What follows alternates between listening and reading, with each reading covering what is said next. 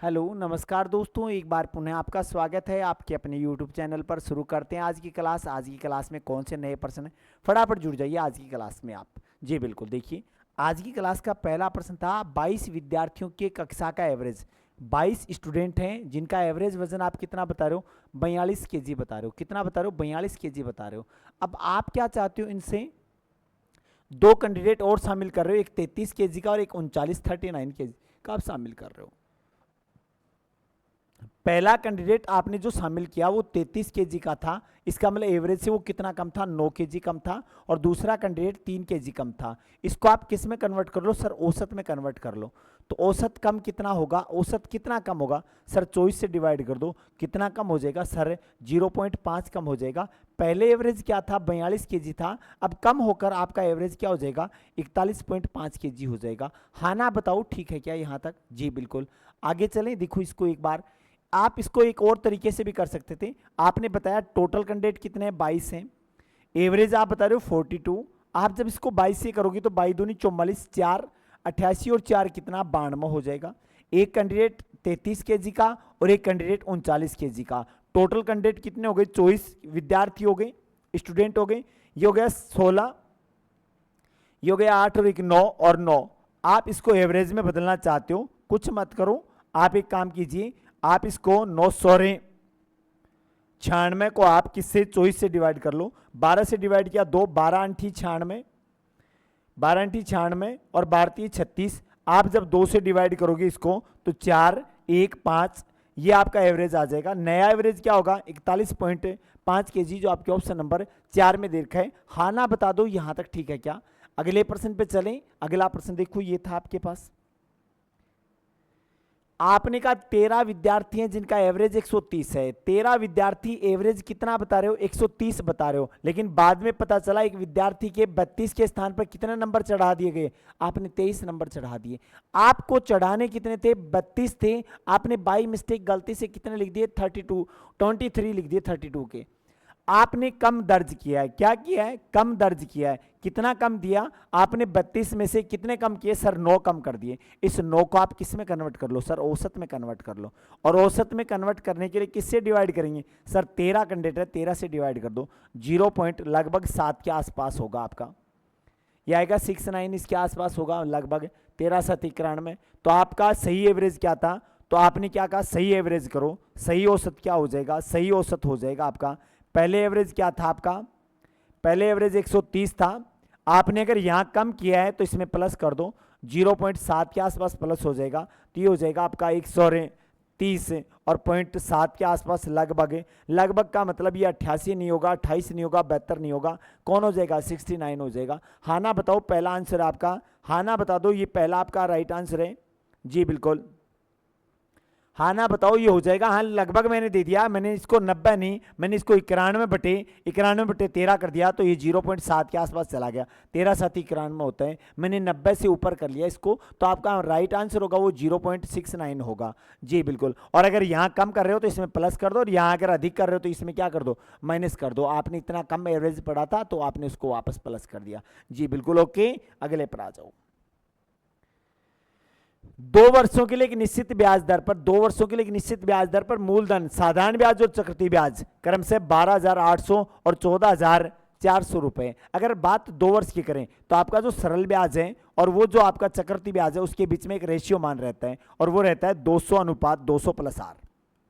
अगर सरल ब्याज 200 होगा तो आपका कंपाउंड इंटरेस्ट जो है, चक्रवृद्धि ब्याज जो है, वो होगा 200 + R होगा। आपने कहा सर सरल ब्याज तो 12,800 है, सरल ब्याज कितना है, 12,800 है, और चक्रवृद्धि ब्याज जो है वो है 14,400 है। आपने इसको क्रॉस मल्टीप्लाई करना है, 2 जीरो से आप 2 जीरो कट कर दो, और यहां बात की तो 16 अंठी 128 और 16 निमा 144। आपने 8 से डिवाइड किया, कितना हो जाएगा, 25। आपने इसको जब मल्टीप्लाई किया तो 200 + R और बराबर आ जाएगा 25 निमा 225। इसका मतलब आपकी जो आर है वो क्या हो जाएगी, 25% हो जाएगी। इसने आर रेट ऑफ इंटरेस्ट नहीं पूछी, इसने क्या पूछा है, मूलधन पूछा है। तो एक काम करते हैं, आप साधारण ब्याज से निकाल लो। तो प्रिंसिपल का आपने रेट ऑफ इंटरेस्ट कितनी बताई, 25, तो मैं 1 साल का ब्याज निकालता हूं तो 25 से कम 25 ब्याज हो जाएगा, और परसेंट हटाएंगे बटा 100, और आपके 2 साल का ब्याज जो है वो है 12,800।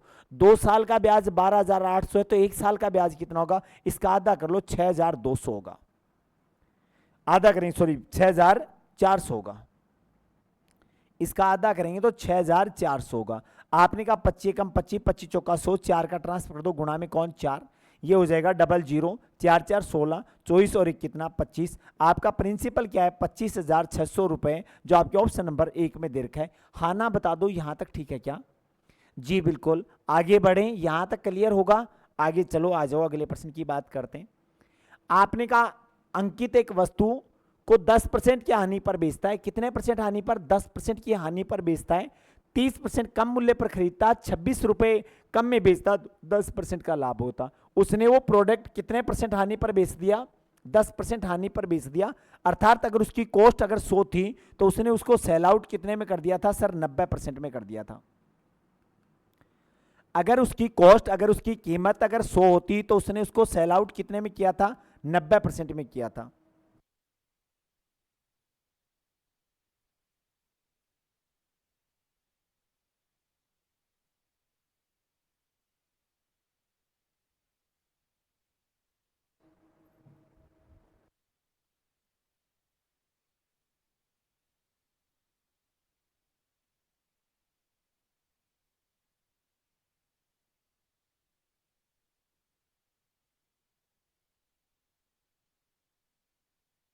हाँ, 10% हानि पर बेचा, अर्थात उसने 90% में उसको सेल आउट कर दिया।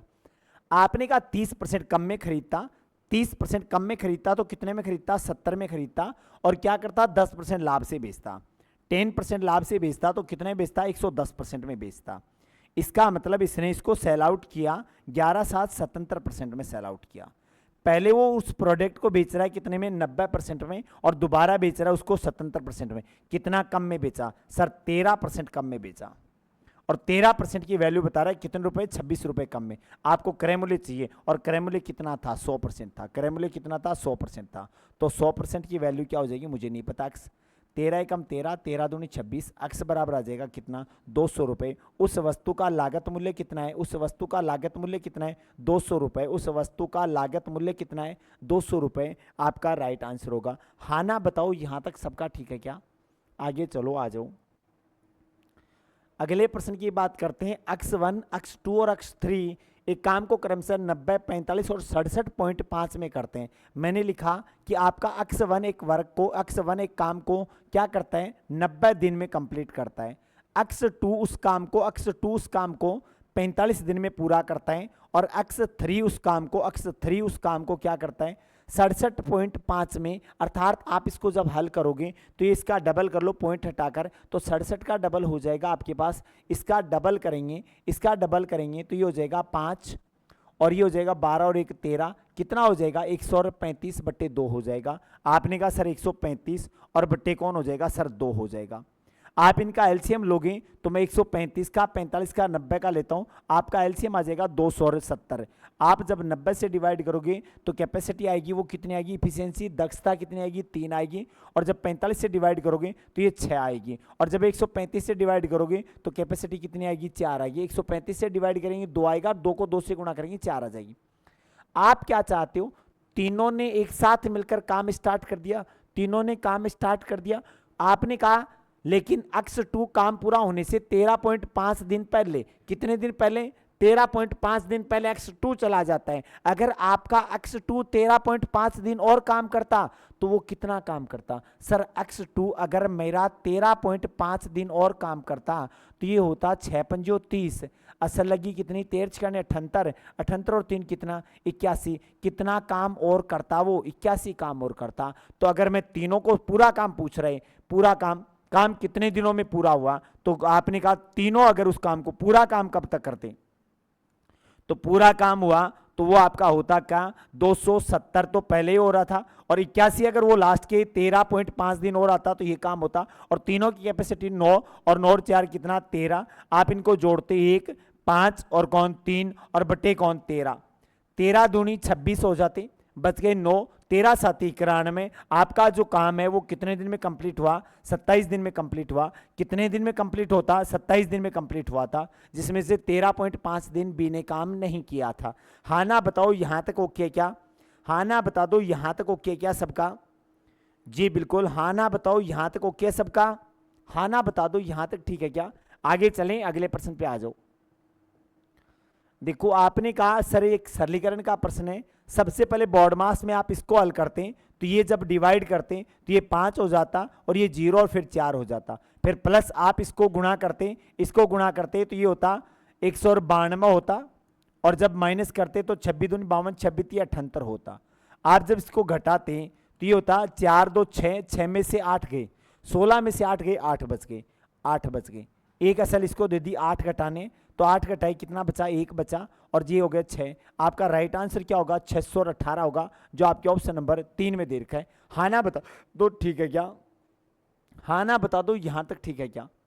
अगले प्रश्न पे आ जाओ। एक निश्चित धनराशि साधारण ब्याज की दर पर 10 वर्षों में 7 गुनी हो जाती है। साधारण ब्याज पर 7 गुनी होती है, इसका मतलब आप टाइमिंग बता रहे हो, आप टाइम बता रहे हो और आप ब्याज बता रहे हो, टी गुणा कौन आर बता रहे हो। आप बात करो टाइम और आप यहां पर बात करो किसकी? एसआई की, सरल ब्याज की बात कर लेते हैं। आपने कहा 10 साल का टाइमिंग लेता है और वो 7 गुनी हो जाती है। 7 गुनी होने का मतलब उसका ब्याज कितना बना? 6 बना। आप चाहते हो सर अगर मैं 20 साल रखता तो कितने गुनी होती, कितना ब्याज बनता? मुझे नहीं पता, मैंने इनको क्रॉस मल्टीप्लाई किया तो 2, आपका मान आ गया कितना? 12। इसका मतलब वह कितनी गुनी हो जाएगी? तो 12 + 1, 12 + 1 कितने गुनी हो जाएगी? 13 गुनी हो जाएगी। वो राशि कितनी गुनी हो जाएगी? 13 गुनी हो जाएगी, 13 गुनी हो जाएगी। ये आपका राइट आंसर था, 13 गुनी हो जाएगी, जो आपके ऑप्शन नंबर 1 में दे रखा है। हाँ ना बता दो ठीक है क्या यहां तक? हाँ ना बता दो यहां तक ठीक है क्या? जी बिल्कुल, आगे चलें, अगले प्रश्न पे आ जाओ। अगला प्रश्न ये था आपके पास, एक आदमी 1 रुपए में 35 आम खरीदता है और 1 रुपए में कितने आम बेचे कि 30% की हानि हो। 30% हानि होने का मतलब आपकी अगर कॉस्ट, अगर आपकी कॉस्ट प्राइस अगर 100 रुपए है तो आप उस प्रोडक्ट को कितने में बेच रहे हो? 70% में बेच रहे हो। अगर कॉस्ट 100% है, 30% का नुकसान ले रहे हो, इसका मतलब आपने प्रोडक्ट 70% में बेचा। आप 1 रुपए में कितने खरीद रहे हो? 35 आम खरीद रहे हो। कॉस्ट प्राइस है 1 रुपए और कितने? 35। आप सेल आउट करना चाहते हो 1 रुपए कितने? मुझे नहीं पता अक्स। आप इस अक्स का ट्रांसफर कर दो गुणा में कौन अक्स, और आप इसका ट्रांसफर कर दो गुणा में कौन? 35। 35 से डिवाइड कर दो, 35 दूनी 70, 2 से डिवाइड कर दो कितना? 50। आप इनको क्रॉस मल्टीप्लाई करोगे तो अक्स की वैल्यू क्या आ जाएगी? 50। अगर आप 1 रुपए में 50 आम बेचोगे, 1 रुपए में कितने आम बेचोगे? 50 आम बेचोगे, तो आपको क्या होगा? 30% का नुकसान होगा। हाँ ना बता दो यहां तक ठीक है क्या आपका सबका? हाँ ना बताओ यहां तक सबका ठीक है? आगे चलें, अगले प्रश्न पे आ जाओ। अगला प्रश्न था, एक बस अपने निर्धारित समय से 60 मिनट की देरी से चलती है। कितनी? 60 मिनट देरी, और 60 मिनट का मतलब हो गया, 60 मिनट का मतलब हो गया 1 घंटे विलंब से चलती है। 1 घंटे देरी से चलती है तो 300 किलोमीटर की दूरी तय करने में, कितनी? 300 किलोमीटर दूरी तय करने में उसको अपनी गति 10 किलोमीटर पर आवर बढ़ानी होगी, तो उसकी सामान्य चाल बताओ। अर्थात आप एक दूरी को तय कर रहे हो, देखो 300 किलोमीटर दूरी को पहले तय कर रहे थे आप, एक निश्चित दूरी से आप अक्स से कर रहे थे, और उसके बाद आप इसमें 1 घंटा ये आपका समय लग रहा था, और यहां अगर आप बात करो 300, और 300 का आप किससे डिवाइड कर रहे हो? अक्स प्लस 10 से डिवाइड करोगे, तो इन दोनों के बीच में कितने का अंतर आना चाहिए? 1 आना चाहिए। अर्थात 300 के ऐसे 2 टुकड़े करो, ऐसे 2 टुकड़े करो जिनके बीच का गैप कितना हो? 10 हो, और जिनको डिवाइड करें तो यानी आप यहां पर बात करोगे तो ये 50 हो जाएगा। अक्स की वैल्यू कितनी हो जाएगी? 50 हो जाएगी, और यहां 50 और 10 60 हो जाएगी। जब आप इस स्पीड से इस 50 से डिवाइड करोगे 6 घंटे होंगे, और यहाँ डिवाइड करोगे कितने घंटे होंगे? 5 घंटे होंगे। तो बस की सामान्य गति जो है, बस की सामान्य गति जो है वो क्या हो जाएगी? 50 किलोमीटर पर आवर होगी। कितनी होगी? 50 किलोमीटर पर आवर होगी। बस की सामान्य गति क्या होगी? 50 किलोमीटर पर आवर होगी। 50 किलोमीटर पर होगी, तो जो आपके ऑप्शन नंबर 2 में दे रखा है। वो सर अगर आप इसको पूरा हल करते हैं तो बिल्कुल ये लो कर लो, कोई दिक्कत नहीं है। आपने जब इनका एलसीएम लिया तो ये एलसीएम आ गया अक्स इंटू अक्स प्लस आपका 10 आ गया, और ऊपर आ गया 300, और आप इसके साथ मल्टीप्लाई करते तो 300 अक्स, और प्लस आप इसको 10 से मल्टीप्लाई करते तो ये 3000 होता,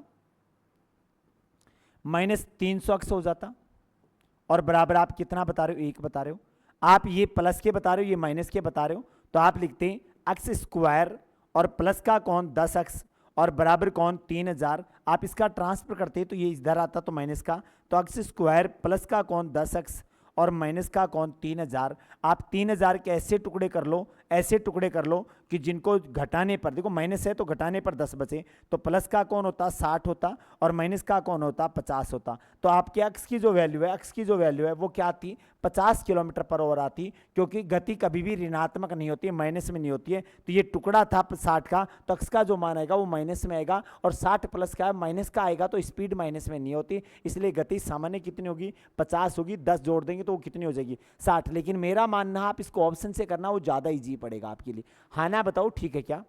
अगले प्रश्न पे आ जाओ। अगला प्रश्न ये था आपके पास, आपने कहा सर इसको 2 से डिवाइड करते हैं तो बट्टे कौन आ जाएगा 2 आ जाएगा, और 2 से डिवाइड करेंगे तो 1 1 और 3 आ जाएगा। 443 और माइनस कौन 13 पंजो 65, ये हो जाता 565। आपका माइनस का बचता, आप 3 घटाते तो 2 बच जाता, 4 घटाते 2 बच जाता, और आप 4 घटाते 1 बच जाता। आपका राइट आंसर होगा -122। -122 जो आपके ऑप्शन नंबर 2 में दे रखा है। हाँ ना बता दो ठीक है क्या। -122 हाँ ना बता दो, यहां तक ठीक है क्या सबका। आगे चलें अगले प्रश्न पे। अगला प्रश्न देखो आपके लिए था, आपने कहा 3 व्यक्तियों की वर्तमान आयु का अनुपात 3:5:7 है। इसका मतलब आप प्रेजेंट में बात कर रहे हो, आप पास्ट में बात कर रहे हो, और आप नेक्स्ट फ्यूचर में बात कर रहे हो। आपने कहा रेशियो माने 3:5 कौन है 7 है। आपने कहा 6 साल पहले, कितने साल पहले 6 साल पहले, 6 साल पहले आप इन तीनों की आयु का योग, अगर ए बी सी तीनों की आयु का योग की बात करें तो कितना था 87 था, 87 था। देखो योग बता रहा है 87, योग 87 बता रहे हो, योग कितना बता रहे हो 87 बता रहे हो। तो देखो यहां पर बात करते हैं 6 इसके 6 इसके 6 इसके 18 प्लस हो जाएंगे, और आपने बताया टोटल बन गया 8 7 15 यूनिट, और 15 यूनिट की वैल्यू जो है वो बन जाएगी आपकी 15 9 और 1 10 105 वर्ष बन जाएगी।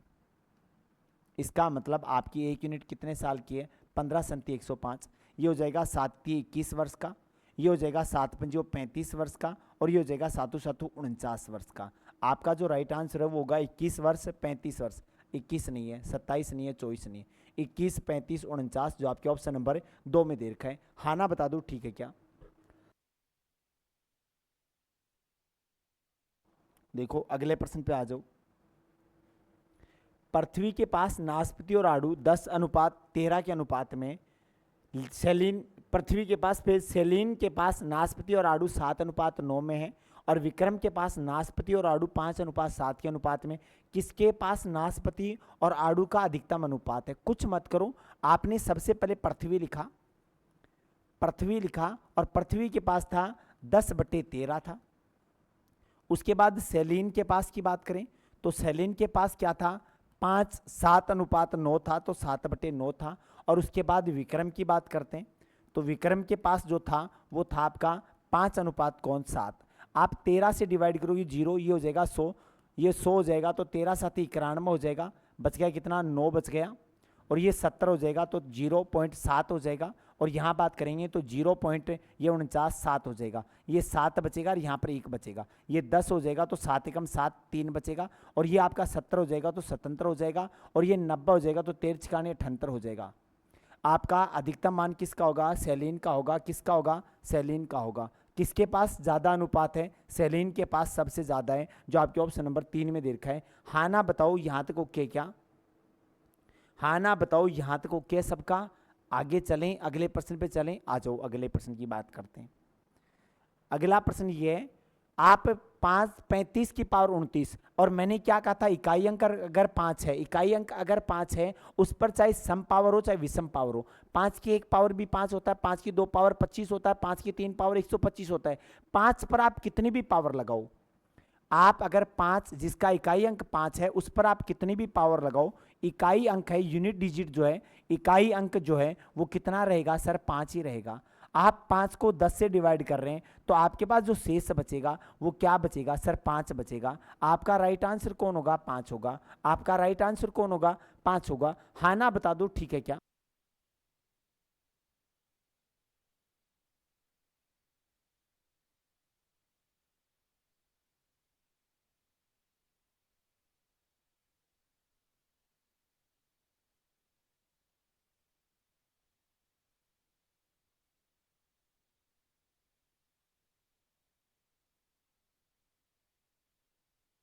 अगले प्रश्न की बात करते हैं। अगला प्रश्न ये था आपके पास, किसी ड्रेस का मूल्य 800 रुपए से घटकर 720 हो गया। आपकी ड्रेस की जो कीमत थी वो 800 रुपए से 720 रुपए होगी। कितने रुपए कम होगी? सर 80 रुपए कम होगी। आप चाह रहे हो कमी परसेंट बताओ, तो आपको बताना है कमी और परसेंट में बतानी है। तो कमी परसेंट बराबर, आपने कहा कितने कम हो गए? सर 80 कम हो गए। कितने पर कम हुए? सर 800 पर कम हुए। 800 परसेंट में बदलेंगे तो मल्टीप्लाई किससे करेंगे? 100 से मल्टीप्लाई करेंगे। 2 जीरो से 2 जीरो कट गई, 8 से डिवाइड करेंगे, कितने परसेंट कमी आ गई? 10% कमी आ गई। कितनी कमी आ गई? 10% कमी आ गई। आपका जो राइट आंसर है, आपका जो राइट आंसर है वो क्या होगा? सी ऑप्शन होगा, 3 नंबर ऑप्शन होगा। हाँ ना बता दो, ठीक है क्या यहाँ तक? आगे बढ़ें, अगले प्रश्न पे आ जाओ। अगले प्रश्न की बात करते हैं। अगला प्रश्न था, एक गोले की त्रिज्या 3.5 सेंटीमीटर है, उस गोले का पृष्ठीय क्षेत्रफल बताओ। और गोले का पृष्ठीय क्षेत्रफल होता है 4 पाई आर स्क्वायर होता है। आपने कहा सर 4 गुणा पाई का मान 22/7 होता है, और गुणा आप बता रहे हो 3.5, तो मैं इसको लिख सकता हूं 35/10, और गुणा कौन? 35/10। आप जब इसको 7 से डिवाइड करोगे कितना होगा? 5 होगा, और 5 से डिवाइड करोगे 2 होगा, और जब 2 से डिवाइड करेंगे तो 2 होगा, और 2 से डिवाइड करेंगे तो 5 होगा, और 5 से डिवाइड करेंगे तो 7 होगा, और 22/7 कितना होगा? 154 सेमी स्क्वायर हो जाएगा। आपका पृष्ठीय क्षेत्रफल क्या होगा? 154 सेमी स्क्वायर होगा, जो आपके ऑप्शन नंबर 3 में दे रखा है। हाँ ना बता दो, ठीक है क्या? हाँ ना बताओ, ठीक है क्या? अगले पर आ जाओ। अगला ये था, सरलीकरण का है, बोर्ड मास पहले हल करते हैं, तो ये इसको हल करते तो 12 होते, इसको हल करते तो ये भी 12 होते, क्योंकि कोष्टक में आपने कहा 48 माइनस 12, 48 माइनस 12 मतलब होता 36, और बटे कौन? 12, और जब 12 से डिवाइड करते 36 को, तो आपका जो राइट आंसर वो क्या होता? 3 होता, जो आपके ऑप्शन नंबर 3 में दे रखा है। हाँ ना बता दो, ठीक है क्या? हाँ ना बता दो, ठीक है क्या? आगे चलें, अगले प्रश्न पे आ जाओ। अगले प्रश्न की बात करते हैं। अगला प्रश्न ये था आपके पास, सोनू अकेला एक मेज को 125 दिन में बना सकता है। सोनू क्या करता है? सोनू क्या करता है? एक मेज को क्या करता है? 125 दिन में कंप्लीट बनाता है। कितने दिन में बनाता है? 125 दिन में कंप्लीट बनाता है। कितने में? 125 दिन में कंप्लीट बनाता है। 125 दिन में कंप्लीट बनाता है। उसके बाद मोनू अकेला उस मेज को क्या करता है? मोनू अकेला उस मेज को 250 दिन में बनाता है। एलसीएम लेंगे, सबसे पहले 250 आ जाएगा, 125 से डिवाइड करेंगे 2 आ जाएगा, और इसकी एफिशिएंसी कितनी होगी? 1 होगी। आपने क्या कहा? मोनू काम को शुरू करता है 75 दिन तक काम करता है। मोनू क्या करता है? 75 दिन काम करता है। मोनू ने 75 दिन काम किया, इसका मतलब मोनू ने कितना काम कर दिया? सर 75 काम फिनिश कर दिया। टोटल वर्क क्या था? 250 था, शेष बच गया।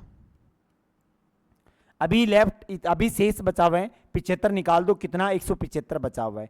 क्या करते हैं? शेष काम को सोनू कितने दिन में करेगा? हम बचे काम को किससे करवाना चाहते हैं? सर सोनू से करवाना चाहते हैं, और सोनू की एफिशिएंसी कितनी है? 2 है। 2 से डिवाइड कर दो, 8, 7 और 5 दिन में। वो कितने दिन में उस बचे हुए काम को फिनिश करेगा? 87.5 दिन में फिनिश करेगा, जो आपके ऑप्शन नंबर 2 में दे रखा है। हाँ ना बता दो, ठीक है क्या? हाँ ना बता दो, यहां तक ठीक है क्या? हाँ ना बताओ, यहां तक ठीक है क्या? चलें अगले पर आ जाओ। अगले प्रश्न की बात करते हैं।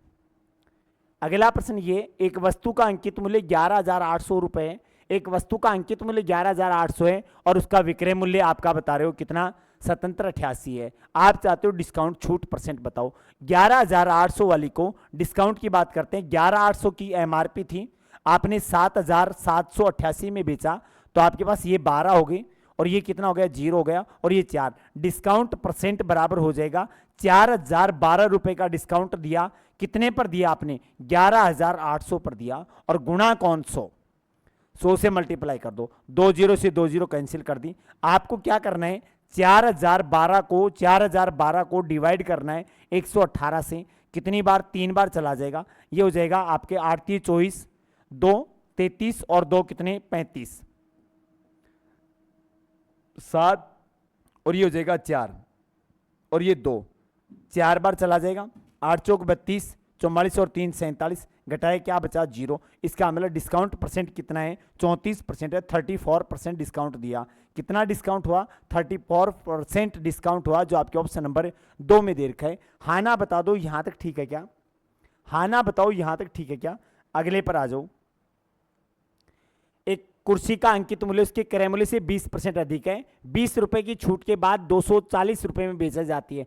आपने कहा सर कॉस्ट प्राइस, सीपी की अगर बात करें और सीपी जो भी थी उस पर आपने एमआरपी डिसाइड की, एमआरपी डिसाइड की, आपने कहा सर जो क्रय मूल्य था 100, उस पर आपने कितना लिख दिया सर 120 लिख रखा है। आपने कहा सर आप उस प्रोडक्ट को बेच रहे हो 20 रुपए छूट देकर, अर्थात आप 20 रुपए छूट देकर कितने रुपए में बेच रहे हो, 20 रुपए की छूट देकर 220 में बेच रहे हो, और 220 में 20 रुपए की छूट दी, इसका मतलब आपकी जो एमआरपी थी वो क्या थी 240 थी। आपने कहा सर एमआरपी क्या है, एमआरपी 240 है, एमआरपी 240 है, तो आपने इसको क्या किया क्रॉस मल्टीप्लाई करो, इसका डबल हो जाएगा, इसका मतलब कॉस्ट कितनी हो जाएगी 200 हो जाएगी। आपने कहा सर 200 वाली को आप बेच रहे हो 220 में बेच रहे हो, प्रॉफिट कितने का सर 20 का, ये सीपी थी और ये कौन थी आपकी एसपी थी। सर 100 पर कितने का हुआ मुझे नहीं पता, आपने एक्स लगा लिया, क्रॉस मल्टीप्लाई करते हैं, 2 0 से 2 0 कट कर दी, 2 एकम 2 और 2 से डिवाइड किया तो क्या आ जाएगा 10, एक्स बराबर क्या आ जाएगा 10%। आपने कितने परसेंट प्रॉफिट लिया है, 10% प्रॉफिट लिया है, जो आपके ऑप्शन नंबर 1 में दे रखा है। हाँ ना बता दो ठीक है क्या, हाँ ना बता दो ठीक है क्या, हाँ ना बताओ यहाँ तक ठीक है क्या सबका। आगे चलते हैं, अगले प्रश्न पे आ जाओ। अगला प्रश्न ये था आपके पास, विक्रम ने एक परीक्षा में 32% अंक प्राप्त किए, कितने परसेंट 32%, 32%, 32% नंबर उसके आए थे, और वो बंदा क्या करता है 15 नंबर से फेल हो जाता है, अर्थात 15 नंबर कम रह जाते हैं।